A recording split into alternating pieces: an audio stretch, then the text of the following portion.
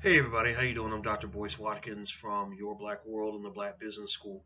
I'm here in Lexington, Kentucky on the next leg of the Black Economic Empowerment Tour. I think we covered about 13, 14 cities in the last couple of months. So it's been a lot of traveling, but I'm really happy about it. I'm really enjoying it because I'm getting a chance to meet a lot of amazing people, just awesome black people, like, for example, Roz Akins, who started the Carter G. Woodson Academy in Lexington, Kentucky, which is, in my opinion, one of the best schools in the country, if not in the top two, top three. Better, as good as what Tim King's doing in Chicago. The main difference was that Miss Akins actually had to start off with no financial support. She actually did everything on her own for a while, and eventually people started to finance her, which I think was absolutely the right thing to do. Anyway, the next cities on the tour, if you want to know, are Las Vegas and New York City and Denver, Colorado. That's right.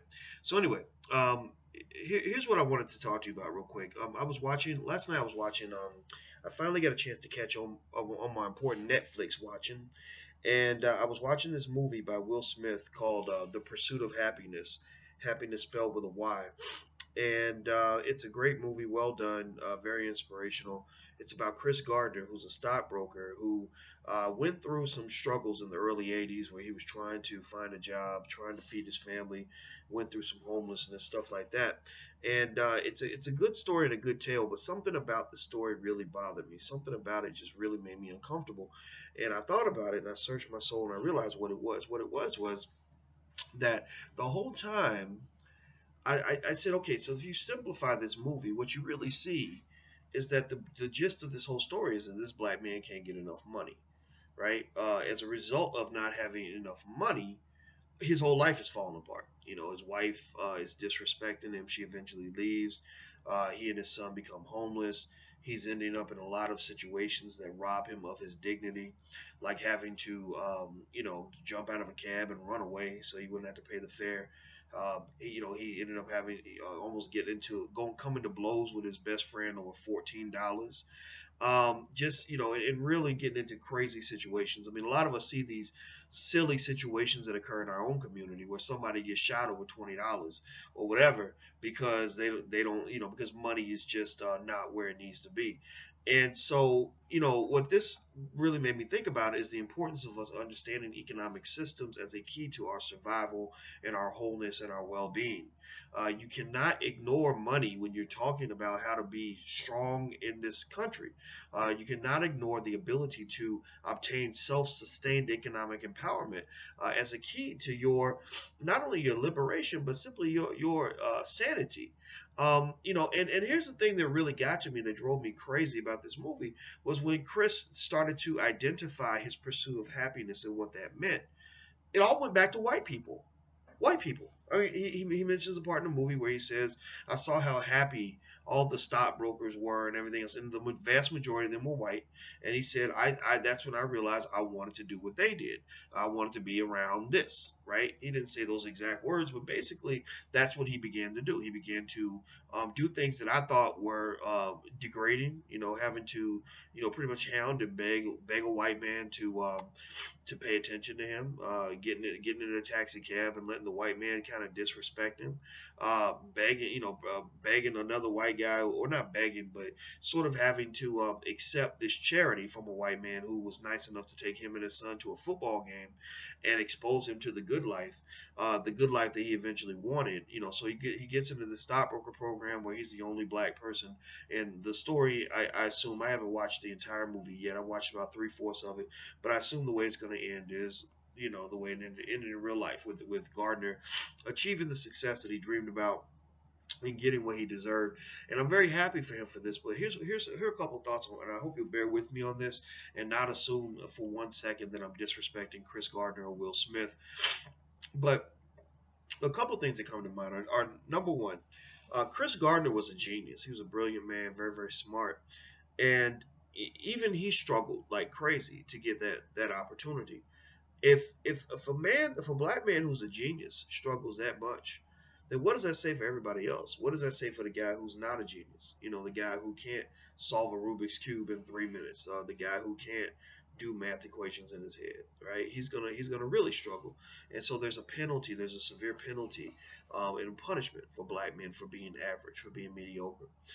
The second thing is that I wasn't real comfortable with all this, having to constantly beg white men. Remember, this very same white men who are responsible for the vast majority of your oppression, begging them to be your saviors. It's almost like you're begging the rapist to protect you from being raped in the future. It's and I say this in the sense that not to say that all white men are just horrible people, but really to say that we know why black people struggle financially. The reason they struggle is because white people took our wealth.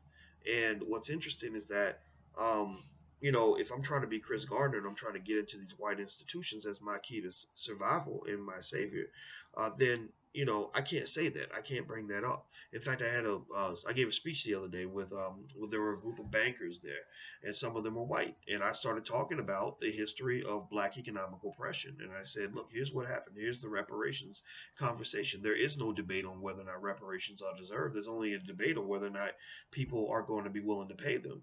But I said these things, and I said it politely. I said it, with full facts to support everything I said. And a bunch of white men literally got up and walked out of the damn room. And I said, get your ass out of here. I don't give a shit if you stay or not. And the fact of the matter was that, those conversations infuriate me because I shouldn't have to run around scared to tell you the truth. Right? But think about this. If I'm begging you for a job at the same time, then I can't tell you the truth about yourself because you're going to punish me for that. So that's why, I see, I admire Chris Gardner for what he accomplished. But in the whole movie, his whole disposition was very, very polite and loving and caring and forgiving and all these other things that they want black people to be in order for them to get that one opportunity in that big white company. And I'm not down for that. I don't think we should have to do that. Now, here's the other part though, and this is where I'm going with all of this.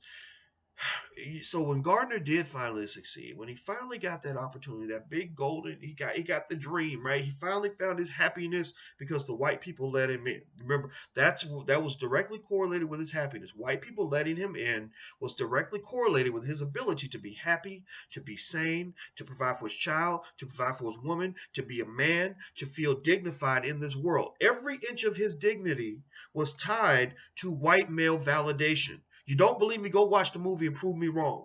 Go prove me wrong. So he finally gets all of this. But guess what? When he gets in that brokerage firm, he's the only black man in the class. The only one. So if they're only letting in one of us, what happens to the rest of us? What is this idea that somehow one black man getting one job that they're allowing, well, they got 3,000 black people applying, but they let in one? What in the world? How in the hell does that say for 1 second? Number one, of these companies really truly value diversity? They don't. Most of them don't. Most of them just say it, but they don't really value it. Number two, what happens to the masses of black people? Black people will not be saved by one Negro getting a job with a big white corporation. The black unemployment epidemic will not be resolved by black people getting more jobs working for white people. That only puts you deeper in debt to white supremacy. That's like somebody saying, or the best way to overcome your financial problem is to borrow more money from me. No, that's not the solution. The solution is institution building. We must build companies and institutions and finance those institutions in our community because institutions have the ability to sustain the masses.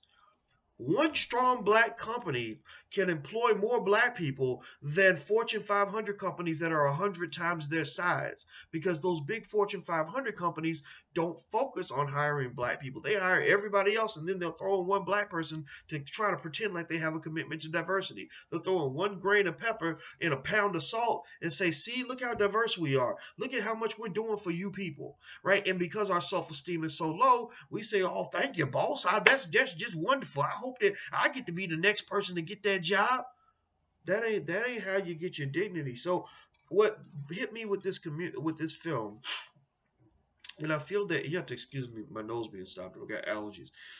What really hit me with this film was I saw this black man really degrading himself in so many situations, bowing humbly to these white folks, running away from taxi cab drivers, about to punch out his homeboy over $14, getting just chopped down, getting his balls cut off at every turn by his wife, who's frustrated by his inability to survive, and having to be a father who's taken his son, to the streets because he can't put a roof over his head. And it made me realize that we've got to teach our kids a better way. If you can do well with the Chris Gardner model, go out here and hustle and get that white man to hire you, then God bless you. I'm not going to attack you for it, but our kids need a plan B. You, as a parent, should definitely, if you are a parent, if you're ever going to be a parent, or if you see a child who doesn't have a parent and you choose to support that child, which I think you should, um, you have to understand, in my opinion, the importance of teaching our kids that learning how to start your own business is key to their dignity, sanity, and survival. Every black child in America should know how to start a business. Even if they don't ever run a business, they need a plan B. If Chris Gardner had a plan B, even if it was selling candy on the corner, he could have got maybe an extra $300 a week, which would have helped him pay his rent. You can literally make decent money selling candy on the corner, selling lemonade I mean, whatever. But it's all about your mindset. If you only think that you can get money by having a job, then you will never really truly have access to your own economic sovereignty. And for us, it's deeper than the money. It's not, this ain't no get rich quick type conversation. This is about just being dignified. I don't know about you. If you're a black man, I want to ask you this. How would you feel every day if you got to go bow to somebody in order to get what you need to feed your family? How would you feel if every day your woman is telling you you ain't a real man because the white man has not validated you with an important job? Or every time you stand up for yourself on the job and get fired, nobody supports you because you were obviously stupid for caring about your own pride and your own dignity, your own self-esteem. That's crazy. Same thing for black women. I mean, all black children. So that's it. So if you want to know why I passionately talk about these issues, that's why. We actually have a wealth building program for children if you're interested. It's called Black Millionaires of Tomorrow. It's at blackmillionairesoftomorrow.com. You can check it out if you're interested in it. Also, I'm going to get out of here, guys. I got to go. I'm going to take another nap. I'm a little tired. I kind of woke up mad because I was thinking about this movie after watching it last night. And not again, with no disrespect to Will Smith or Chris Gardner, and I don't know if Will Smith, ever hears this or sees this video, but I have a lot of respect for Will Smith. I think he is one of those brilliant black men out here. But I just want to see a model that's taught that helps us rise above the nonsense. Beg. You can't really beg for your equality. You can't really beg for your power. That's just not going to work. It doesn't correlate, right? Because begging is when you beg, people don't respect you, and if they don't respect you, then why would they give you power, right? In that point blank period. So I'm about to get out of here, guys. And by the way, if you want to know more about the Black Economic Empowerment Tour, you can visit the drboycewatkinstour.com. That's the drboycewatkinstour.com. As I mentioned, we're going to Denver in a couple of days, and then Las Vegas after that, and then New York City. And I'll actually be on the Breakfast Club with Charlemagne the Guide. He texted me the other day, and I look forward to talking about these same ideas to that audience as well. Every time I go on the Breakfast Club, I hear from brothers and sisters everywhere, from all walks of life, who are looking for something better, who are looking for a better way. And I'm here to tell you that there is a better way. And that's the fundamental fact. I've been teaching finance at the college level for over 23 years. And so I thought deeply about economic systems, how they work. But before I was a finance professor, I was a black man. And I'll tell you what, there are things out here that make you angry. And I think that you should understand that you have the right to be angry. Stop letting people make you think that there's something wrong with you being angry. If white people had gone through what we gone through, even a fraction of what we gone through, they'd be pissed. They'd be livid. They'd be trying to drop nuclear bombs on people if they did that. If they did to them what other people have done to us. So any white person who gets mad at you for being mad, just understand that's part of the game. That's how it happens. When you stand up for yourself against a bully, the bully ain't gonna feel sorry for you. The bully's gonna punch you in the mouth, and you need to be ready to fight back. And so that's the way it is. So anyway, I'm about to get out of here. You guys have a wonderful day. And oh, wait, one more thing: the Black Wealth Bootcamp starts on June 4th. If you want to check that out, you can go to theBlackWealthBootcamp.com. That's theBlackWealthBootcamp.com. I'm Dr. Boyce Watkins. Take care. I am out. Peace.